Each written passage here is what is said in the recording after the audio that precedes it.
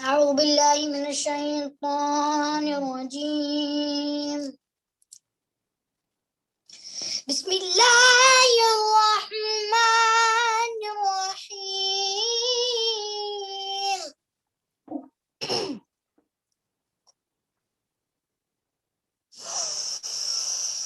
لم يكن الذين كفروا من أهل الكتاب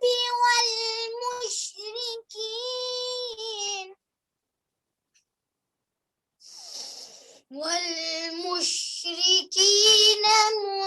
منفكين حتى تأتيهم البينة. رسول من الله يتلو صحفا مطهرة فيها كتب قيمة.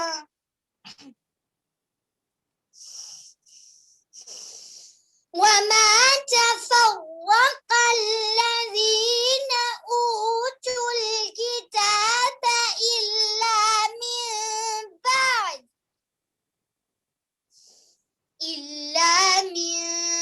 بعد ما جاءتهم البينة. وما أمروا إلا ليعبدوا الله مخلصين له الدين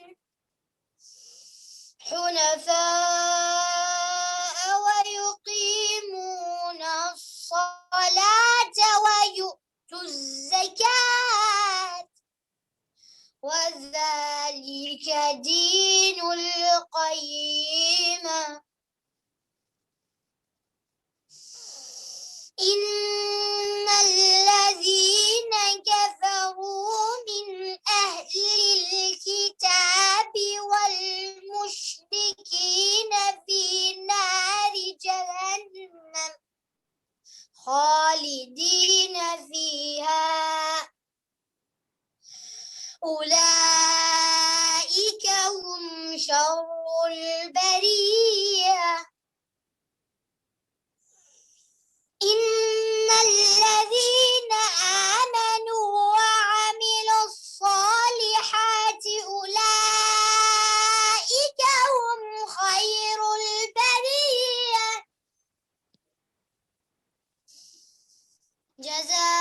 جزاؤهم عند ربهم جنات عدن تجري من تحتها الأنهار خالدين فيها أبدا رضي الله عنهم ورضوا عنه ذلك لمن خشي ربه صدق الله العلي العظيم. السلام عليكم ورحمة الله وبركاته.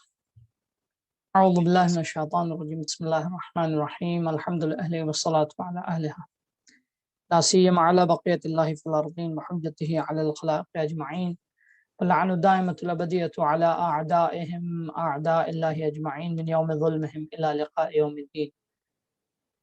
بسم الله الرحمن الرحيم. اللهم اجعل لي فيه إلى مرضاتك دليلا ولا تجعل للشيطان فيه علي سبيلا واجعل الجنة لي منزلا ومقيلا يا قاضي حوائج الطالبين. اللهم صل على محمد وآل محمد وعجل فرجهم وفرجنا بهم يا كريم.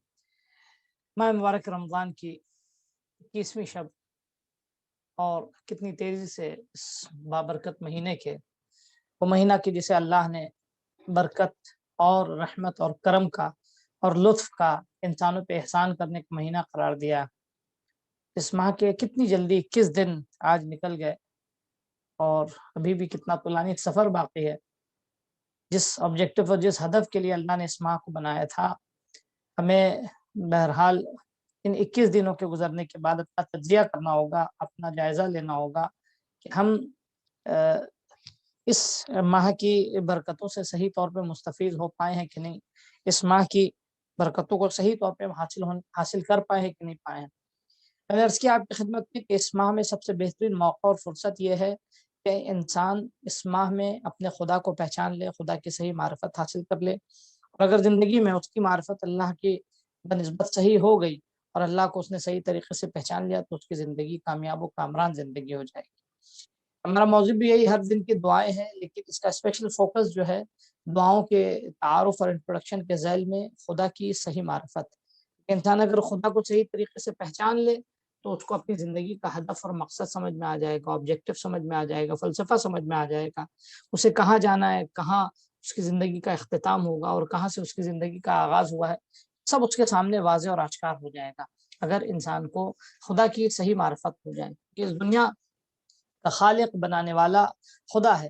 پھر میں نے عرض کیا آپ کی خدمت میں، اس کو بار بار بھی تاکید کی اس بات کی کہ خدا کو پہچاننے کا مطلب یہ ہے کہ انسان کے وجود میں اللہ کی صفات ظاہر ہونے لگے، نمایاں ہونے لگے، اور جس قدر انسان اللہ کے بنسبت اس کی معرفت اس کی بڑھتی جائے گی، اس کی شناخت میں اضافہ ہوتا جائے گا، اسی قدر جو ہے وہ انسان کے وجود میں اللہ کی صفات آتی جائیں گی۔ آپ مولا کائنات علیہ الصلوۃ والسلام کے بارے میں سنتے ہیں، عین اللہ، لسان اللہ، اور اتنے سارے کمالات اور فضائل جو ہیں وہ گویا صرف اس لیے تھے، مولا کائنات خدا نہیں تھے، یعنی ان کو خدا کہنا جو ہے وہ گویا شرک اور کفر ہے اگر کوئی کہتا بھی ہے نا، ایک انسان تھے لیکن جو اپنی بندگی اور اپنی کوششوں کے ذریعے اس مرحلے پہ پہنچے کہ اللہ کی صفات جو ہے وہ ان میں نمایاں ہونے لگی اور ظاہر ہونے لگی۔ چنانچہ آج کی دعا میں اللہ کی بارگاہ میں ہم کیا مانگتے ہیں؟ ایک ہدف مقصد خدا کو پہچاننے کا یہ ہے کہ ہم خدا کو پہچاننے کے بعد ہم وہ راستے تلاش کریں، ان راستوں کو پہچانیں کہ جو ہم کو خدا سے قریب کریں گے، اور ان راستوں کو ہم پہچانیں جو ہم کو خدا سے دور کر سکتے ہیں۔ ہر وہ راستہ کہ جو ہم کو کیا نام ہے اللہ کے بتائے ہوئے نقش قدم پہ چلائے، وہ راستہ ہمیں خدا سے قریب کرے گا، اور ہر وہ راستہ کہ جو ہم کو گناہ کی طرف لے کر جائے وہ ہم کو اللہ سے کیا ہے دور کرے گا۔ تو جب تک ہم صحیح طریقے سے ان راستوں کو نہیں پہچانیں گے ہم نہیں اپنی منزل تک پہنچ سکتے۔ ہماری منزل تک پہنچنا، ہماری منزل تک جانا اس بات پر منحصر ہے کہ ہم کیا نام ہے اللہ کو صحیح طریقے سے پہچان لے۔ وہ پہچاننے کا ایک مقصد یہ بھی ہے کہ کیا چیز اس کو پسند ہے، کیا چیزیں ناپسند ہے، یہ بھی جاننا بہت ضروری ہے۔ جب آپ کسی کو پسند کرتے ہیں، کسی کو عزیز رکھتے ہیں، تو اس کی پسند اور ناپسند کو بھی پہچاننا بہت ضروری ہے کہ پسند اور ناپسند اگر انسان کی زندگی میں، کیونکہ جب اس کی معرفت ہوگی، جب اس کی زندگی میں اہمیت رکھتا ہے خدا، تو اب اس کی پسند و ناپسند کو بھی جاننا ضروری ہے۔ اس کی پسند و ناپسند کو اگر انسان پہچان لے گا تو پھر انسان کی زندگی جو ہے وہ کامیابی کی طرف آ جائے گی، وہ زندگی ہو جائے گی جو خدا پسند زندگی ہے، کیونکہ پھر وہ زندگی کے ہر سانس میں اپنے اللہ کی پسند و ناپسند کا لحاظ کرتا ہے۔ آج کی دعا جو ہے اس میں ہم کیا دعا مانگ رہے ہیں خدا کی بارگاہ میں؟ اللہم اجعل لی فیہ الی مرضاتک دلیلا، خدایا مجھے آج کے دن اپنی خوشنودی اور اپنی رضا کا راستہ دکھا دے کہ میں تیری رضا اور خوشنودی کا کیا راستہ ہے، کس طرح تیری رضا اور خوشنودی تک پہنچ سکیں گے ہم، وہ راستہ ہمیں دکھا دے۔ ولا تجعل للشیطان فیہ علیہ سبیلا، خدایا شیطان کو مجھ پر راہ نہ دے، شیطان کو مجھ پر گویا راستہ نہ دے خدا۔ اس کے بعد فرماتے ہیں وَجَعَلِ الْجَنَّةَ لِي مَنزِلًا مَقِيلًا، خدایا جنت کو میرے لیے میری قیام گاہ بنا دے، جنت کو میرے لیے استراحت گاہ بنا دے، یہاں میں یعنی میرا آخری قیام جو ہے وہ جنت میں ہو۔ اس کے بعد فرماتے ہیں قاضی حوائج الطالبین، اے طلب کرنے والوں کی حاجتوں کے برآوردہ کرنے والے۔ آج کی گفتگو پہ ہمیں فوکس، جیسا کہ میں نے اشارہ کیا آپ کی خدمت میں، کہ انسان جب اللہ کو پہچان لے، پوری طرح سے اس کی شناخت ہو جائے، تو یہ انسان تلاش کرے کہ اللہ کی رضا کس چیز میں ہے، اللہ کس چیز سے خوش ہوتا ہے اور کس چیز سے ناراض ہوتا ہے۔ آج مولا کائنات آپ کی خدمت میں عرض کریں کی وصیت کے حوالے سے ایک دو چند جملے آپ کی خدمت میں حوالے کریں گے کہ مولا کائنات علیہ السلام نے آخری وقت اپنی زندگی کے چند ایسے نسخے دیے کہ جو اللہ کو خوش کرتے ہیں۔ اگر انسان ان نسخوں کو اپنا لے تو پھر انسان کی زندگی جو ہے وہ کامیاب ہو جائے گی اور کامران ہو جائے گی۔ اگر ان نسخوں کو انسان عمل میں لے اپنی زندگی کے اور عملی جامہ ان کو پہنا دے، اور میں نے اکثر دوستوں سے بھی کہا، مجلسوں میں بھی کہا، یا آپ سے بھی کہہ رہا ہوں، مولا کائنات کا وصیت نامہ مختلف زبانوں میں پایا جاتا ہے، انگلش میں، اردو میں، یعنی ہندی میں، فارسی میں، عربی میں۔ اس وصیت نامے کو جو ہے وہ ضرور پرنٹ کریے، اور پرنٹ کر کے اپنے ساتھ پاکٹ میں رکھیے، اپنے آفس میں ہے تو ڈیسک پہ ٹیبل پہ رکھیے، گھروں میں دروازے کے اندر و باہر رکھیے، یعنی اس طرح رکھیے کہ ہر لمحہ آپ کی نگاہ اس سے پڑے۔ مولا کائنات نے جو چیزیں وصیت میں بیان کی ہیں وہ تمام چیزیں ہیں کہ جو انسان کو اللہ کی مشیت اور اللہ کی رضا سے قریب کر دیتی ہیں۔ وہ چیزیں میں آپ کو صرف کاؤنٹ کروں گا، تقریباً 20 چیزیں ایسی ہیں کہ جو انسان کو اللہ کی مشیت اور اللہ کی رضا سے، اس کی خوشنودی سے انسان کو نزدیک کرتی ہیں۔ ان 20 چیزوں کو اگر انسان اپنی زندگی میں عمل کر لے تو انسان کی زندگی کامیاب ہو جاتی ہے۔ سب سے پہلی چیز جو انسان کو گویا خدا کی رضا اور خدا کی مشیت سے نزدیک کرتی ہے، انسان جو ہے وہ خدا کی رضا کو، جیسے مولا کائنات کے لیے ہے نا آیت، وَمِنَ النَّاسِ مَن يَشْرِي نَفْسَهُ ابْتِغَاءَ مَرْضَاتِ اللَّهِ، لوگوں میں کچھ لوگ ایسے ہیں کہ جو اپنے نفس کو، اپنے وجود کو اللہ کی راہ میں بیچ دیتے ہیں، اور تاکہ اللہ کی رضا حاصل کریں۔ سب سے پہلی چیز جو اللہ کی رضا جس سے حاصل ہو سکتی ہے، خوشنودی جس سے حاصل ہو سکتی ہے، وہ تقوی اور پرہیزگاری ہے۔ انسان پرہیزگار ہے، پرہیزگاری کا مطلب میں پہلے بھی عرض کر چکا ہوں، واجب کو ترک نہ کرے، حرام کو انجام نہ دے، اس انسان کو پرہیزگار کرتے ہیں وہ شخص جو ہے۔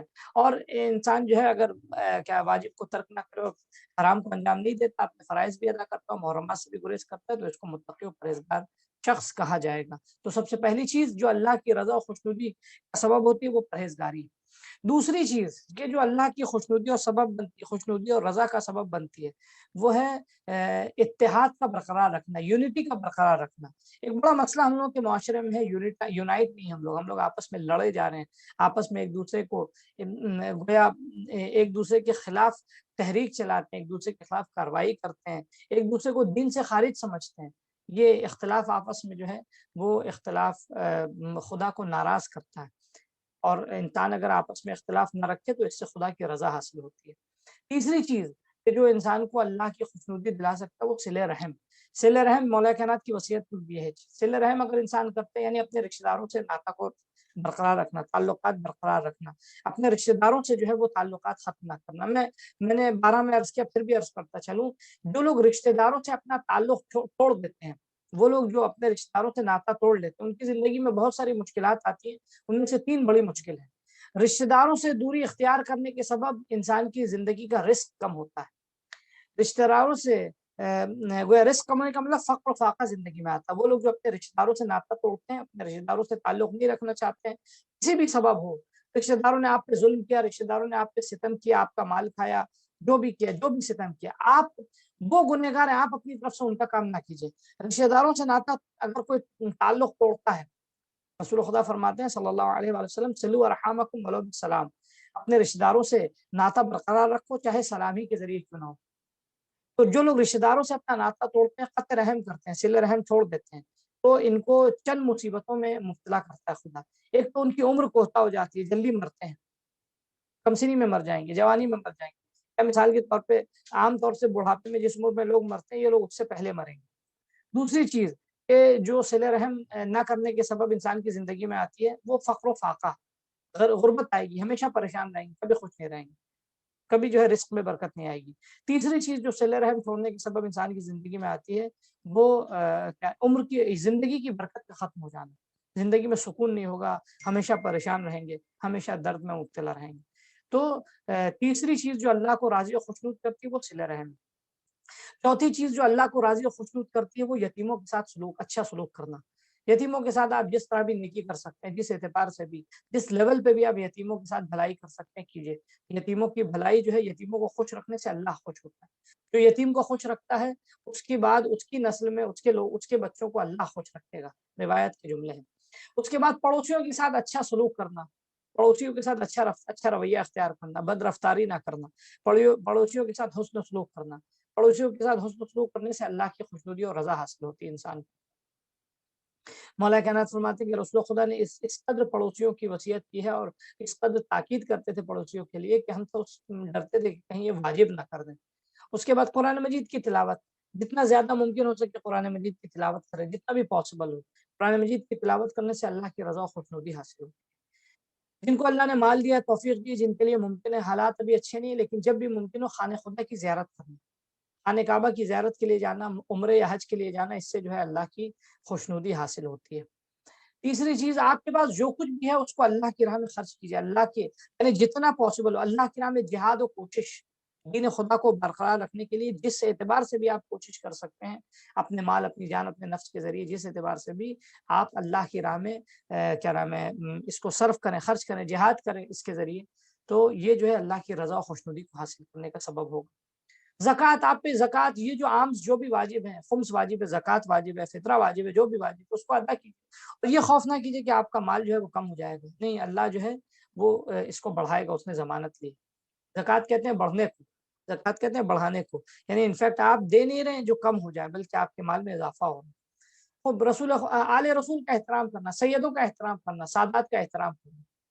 رسول خدا صلی اللہ علیہ وآلہ وسلم فرماتے ہیں کہ سادات کا جو اکرم اولادی صالحین و طالحین، ہمارے اچھے اور برے دونوں اولاد، گنہگار اور نیک دونوں اولاد کا احترام کرو، گنہگار اولاد کا میرے لیے احترام کرو، نیک اولاد کا اللہ کے لیے احترام کرو، ٹھیک ہے؟ تو آل رسول کا احترام کرنا، تو البتہ آل رسول کو بھی لحاظ کرنا ہوگا، اگر ان کا احترام جو ہے وہ اللہ کی خوشنودی کا سبب بنتا ہے تو ان کا گناہ، ان کا مثلا کیا نام ہے ان کا انحراف جو ہے وہ اللہ کی ناراضی کا بھی سبب بنتا ہے، کیونکہ ان کی ذمہ داری زیادہ، ان کا احترام دوسروں پہ اللہ نے وہ رسول اکرم صلی اللہ علیہ وآلہ وسلم نے ضروری قرار دیا۔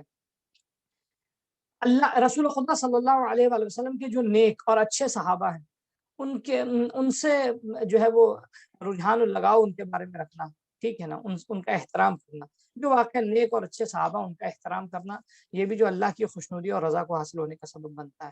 اس کے بعد مالی اعتبار سے کمزور اور تنگ دست افراد کی مدد کرنا، in what ever sense you have, آپ جس طرح بھی مدد کر سکتے ہیں، جتنا بھی آپ پاسبل، 1 روپے، 100 روپے، 1 لاکھ روپے، 10، جو بھی آپ کے لیے پاسبل ہو، آپ مالی اعتبار سے ضرورت مند افراد کی مدد کریں گے تو اللہ جو ہے وہ آپ کی مدد کرے گا اور آپ سے گویا راضی ہوگا۔ یہ آپ کی خدمت میں عرض کرے 13ویں چیز۔ 14ویں چیز، غلاموں کو آزاد کرنا۔ اب آج غلامی کا دور ختم ہو چکا ہے، غلاموں کو اللہ کے لیے آزاد کرنا بھی ایک ذریعہ اللہ کی رضا و خوشنودی حاصل کرنے کا، ٹھیک ہے؟ اور اس کے بعد وہ تمام کام انجام دینا کہ جو اللہ کی رضا اور خوشنودی کو حاصل ہونے کا سبب بنے، کسی کی مدد کرنا، کسی کی عیادت کرنا، کسی کے درد میں اس کا ساتھ دے دینا، وہ کام وہ جو اللہ کی رضا اور خوشنودی لاتا ہے، اس کام کو انجام دینے سے اللہ کی رضا اور خوشنودی حاصل ہوتی ہے۔ اس کے بعد آپ کی خدمت میں عرض کریں، خوش رفتاری، اچھے اخلاق سے لوگوں سے پیش آنا، غرور و گھمنڈ سے پیش نہ آنا، بدتمیزی سے پیش نہ آنا، بددہنی سے پیش نہ آنا، اچھے رویے کے ساتھ، اچھے اخلاق کے ساتھ لوگوں سے پیش آنا۔ اچھا اخلاق جو ہے وہ قبر کے عذاب کو بھی ختم کرتا ہے، اچھا اخلاق جو انسان کو قبر کے عذاب سے بچاتا ہے۔ اگر ایک شخص بہت زیادہ نماز گزار اور پرہیزگار ہو لیکن اخلاق اس کا اچھا نہ ہو تو وہ عذاب قبر میں مبتلا ہوگا۔ 17ویں، امر بالمعروف نہی عن المنکر، انسان اگر معاشرے میں امر بالمعروف اور نہی عن المنکر کرے تو اللہ کی رضا و خوشنودی اس کو حاصل ہوتی ہے اور اس کی زندگی میں بھی اس کے برکات ظاہر ہوں گی۔ لیکن امر بالمعروف اور نہی عن المنکر اگر انسان چھوڑ دے تو زندگی کی برکت بھی ختم ہو جاتی ہے، اللہ ظالموں کو مسلط کر دیتا ہے اور پھر انسان کی دعائیں بھی مستجاب نہیں ہوتی ہیں۔ 18ویں چیز، لوگوں کے ساتھ اچھے طریقے سے، اچھے دوستانہ رویے کے ساتھ پیش آنا، لوگوں کے ساتھ غرور و گھمنڈ کے ساتھ پیش نہ آئے انسان، دوستانہ رویے کے ساتھ انسان پیش آئے تو اس سے اللہ جو ہے یعنی عام انسانوں سے اللہ کی خوشنودی اس سے حاصل ہوتی ہے۔ 19ویں چیز جو اللہ کی خوشنودی کا سبب بنتی ہے، اچھے کام، کار خیر، جو بھی آپ کے لیے کار خیر پاسبل ہے، جتنا بھی اللہ نے آپ کو نوازا ہے، کوئی ایسا کام، من سن سنتا حسنتا فلہ اجرھا واجر من عملھا، جو کوئی بھی اچھی سنت رائج کر کے جائے تو اسے بھی اس کو اجر ملے گا اور جتنے لوگ قیامت عمل کرتے رہیں گے اس کا اجر اس کو ملے گا۔ تو کوئی بھی ایک کار خیر، ایک پانی کی سبیل لگا دیجئے، کسی بچے کی تعلیم میں آپ مدد کر دیجئے، جو بھی آپ کر سکتے ہیں، جتنا بھی آپ کے لیے ممکن ہو اپنی وسعت کے اعتبار سے، تو یہ جو ہے اللہ کی خوشنودی اور رضامندی کو حاصل ہونے کا سبب ہوتا ہے۔ اور انسان جو ہے خدا کے گناہوں سے انسان خود کو بچائے، کفر نہ کرے، شرک نہ کرے، ٹھیک ہے نا، انسان گناہوں سے اگر اپنے آپ کو خود کو بچائے گا تو خود خود جو ہے اللہ کا راستہ اس کو ملتا جائے گا. لیکن اگر گناہوں میں غرق رہے تو نتیجہ کبھی کبھی ہوتا ہے اللہ کی آیات اور نشانیوں کا انسان انکار کرنے لگتا ہے. کیسے وسیم رضوی نے گناہوں کے سبب اللہ کی نشانیوں کا انکار کیا. تو یہ 20 چیزیں وہ ہیں کہ جس سے انسان کو اللہ کی رضامندی، اللہ کی رضا اور خوشنودی حاصل ہوتی ہے.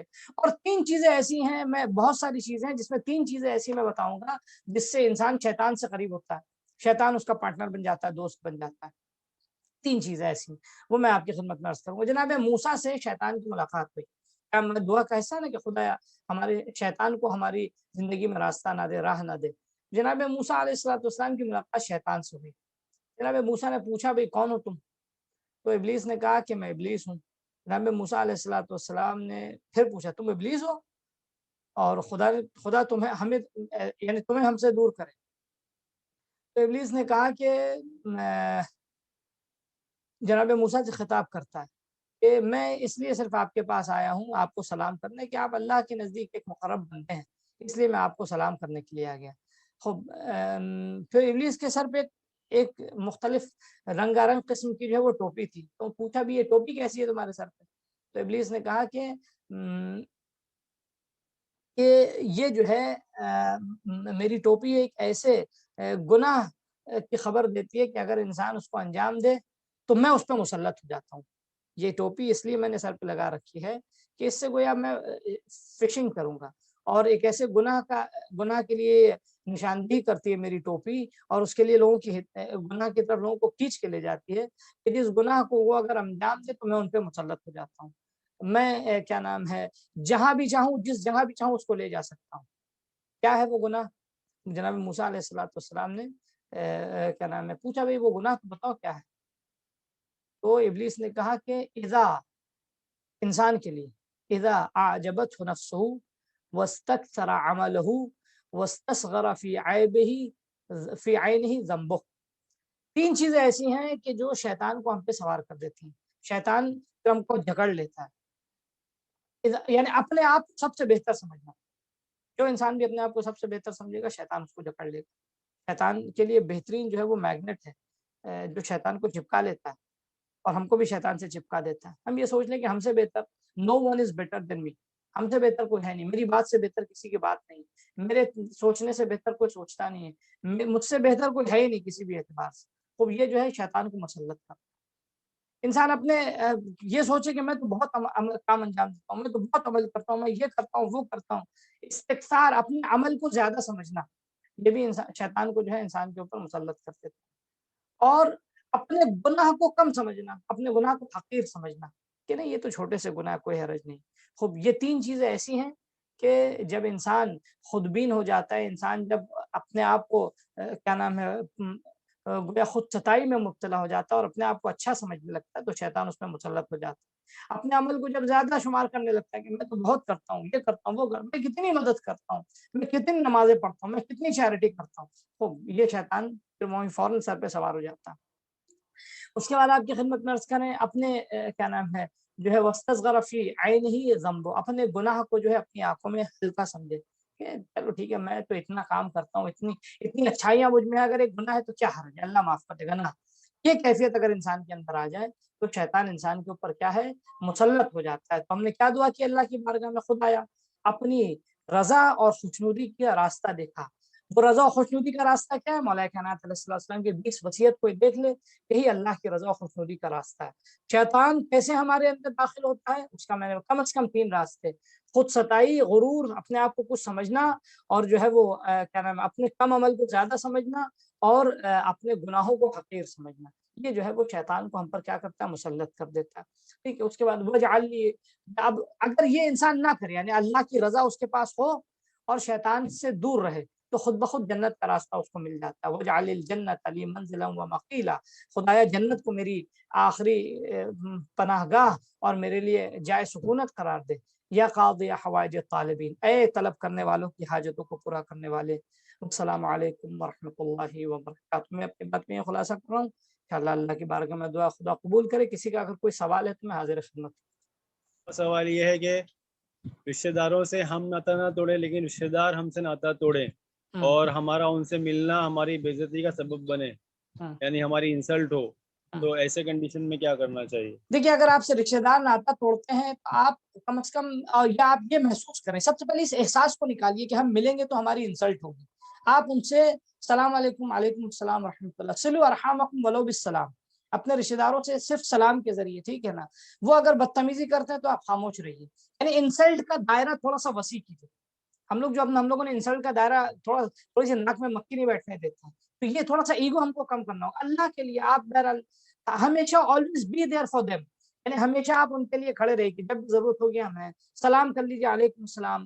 ان کے مثلا نہ کوئی غرور ان کے سامنے دکھائیے، نہ کوئی ناراضگی دکھائیے، خاموش رہیے، خاموش رہیے. رسول خدا صلی اللہ علیہ وسلم کی سیرت کا حصہ یہ تھا، ٹھیک ہے، کہ آپ جو ہے وہ جس نے حتیٰ آپ کے اوپر ظلم بھی کیا، امام کاظم علیہ السلام فرماتے ہیں سلمن قطعک، جس نے تمہارے ساتھ رشتہ داری توڑی تم اس سے صلہ رحم رکھو.